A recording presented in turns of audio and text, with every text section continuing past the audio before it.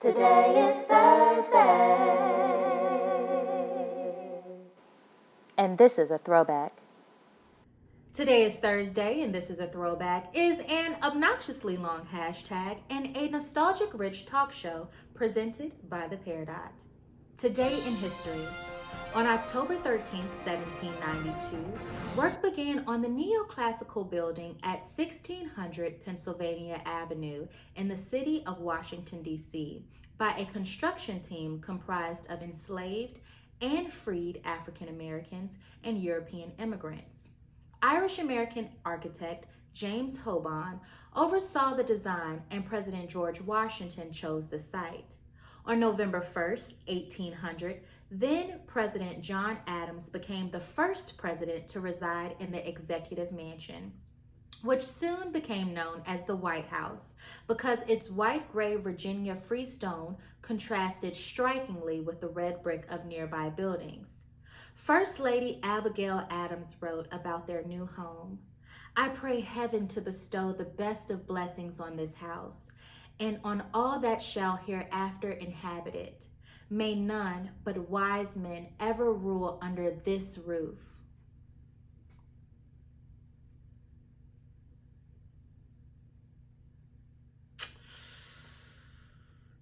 Abby, baby, I hate to break it to you, but in recognition of spooky season, the Peridot has compiled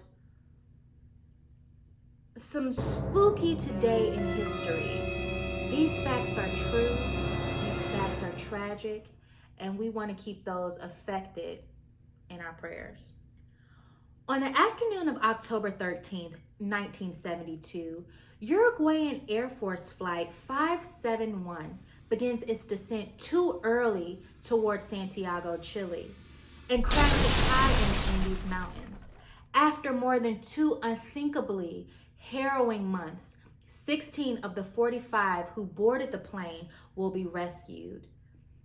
This event is sometimes referred to as the miracle in the Andes. The plane had been chartered to fly the Old Christians Rugby Club of Montevideo, Uruguay to a match in Santiago. 19 of those on board were members of the team, while most of the other passengers were friends and family of team members. Flying through the cloud-obscured mountains, the co-pilot began his descent prematurely. Survivors recalled feeling turbulence before a black ridge appeared directly in front of the plane.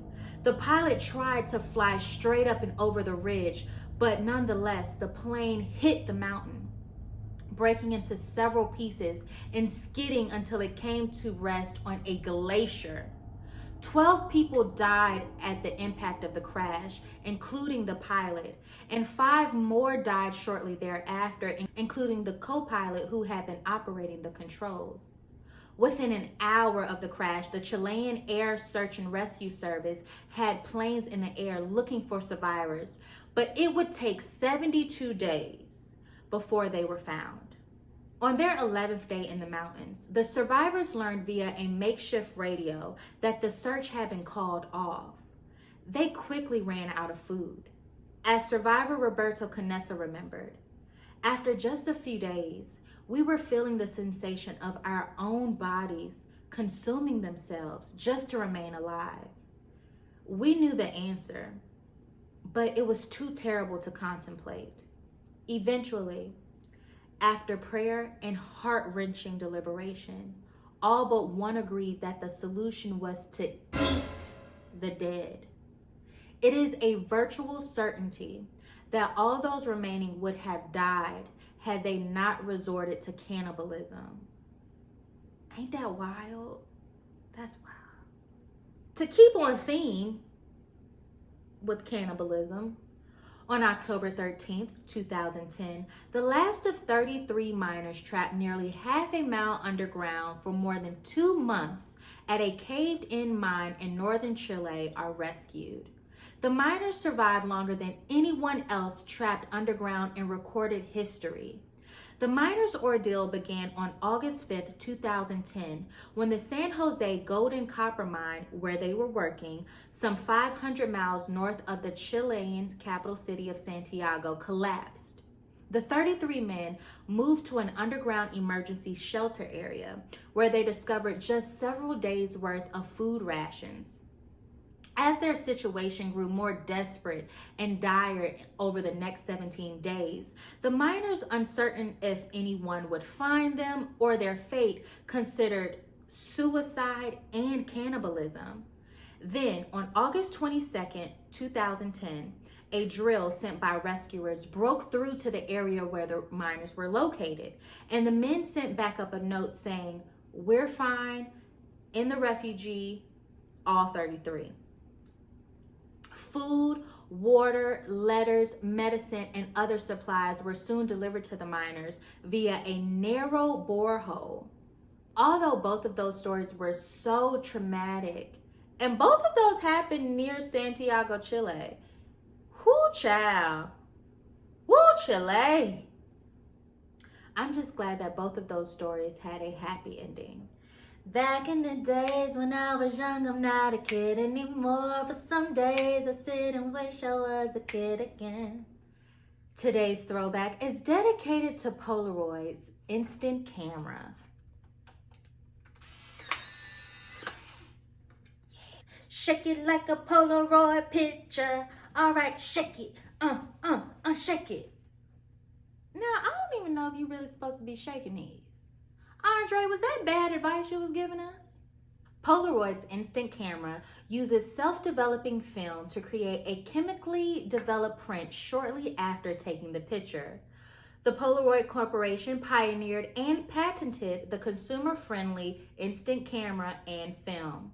Now, I know that we are all so obsessed with our smartphones and all the massive amount of pixels and how much we get to zoom in or out. And literally, it's like the only buying incentive for the new phones that come out. It's like the camera got 3 lenses now. It got 4 lenses, and you can zoom up to see an ant's pimple. It's a lot.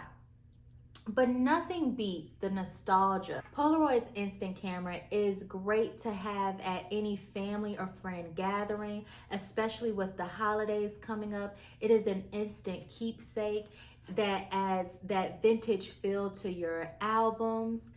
It is just such a pleasant experience, and I love shooting with my Polaroid. You know what time it is? I said, do you know what time it is? It's time for the number 1 song of the day. It's the number 1 song of the day. Today, the Peridot's playlist presents a very special number 1 songs of the day for October 13th. We have 10 chart-topping classics. They include 1999's Heartbreaker by Mariah Carey. In 2000, we have Come On Over Baby by Christina Aguilera. In 2001, we have Fallen by Alicia Keys. In 2002, we have Dilemma by none other than Nelly and Kelly. Oh! Next, we have the Beyonce Chopping the Tarts in 2003 with Baby Boy. In 2004, Sierra gave us Goodies, Not My Goodies. Shout out to Peter Pablo. In 2005, Kanye West and Jamie Foxx topped the charts with Gold Digger. In 2006, Justin Timberlake bought Sexy Back, baby. In 2007, Soulja Boy, Tell 'Em, topped the charts with Crank That Soulja Boy, You. In 2008, T.I. and Rihanna topped the charts with Live Your Life. Get Rihanna on the hook, baby. You gonna get a number 1. That was the formula. Well, that concludes our episode. I really hope you enjoyed. Please don't forget to like, comment, share, and subscribe to the Peridot Network on YouTube and SoundCloud. Don't forget to listen to the Peridot playlist on Spotify and follow the Peridot Net on Instagram, TikTok, and Twitter. Today is Thursday. And this is a throwback. Papa was on a 3-album run because that Justified, that Future Sex Love Songs, and then that 2020 Experience. That's a hell of a run, big dog. I don't care what they say about Justin Timberlake now. That man Had a hell of a run since the first NSYNC album to 2020 experience. And I'm standing beside him. Me and Jessica Biel, we gonna stand beside him.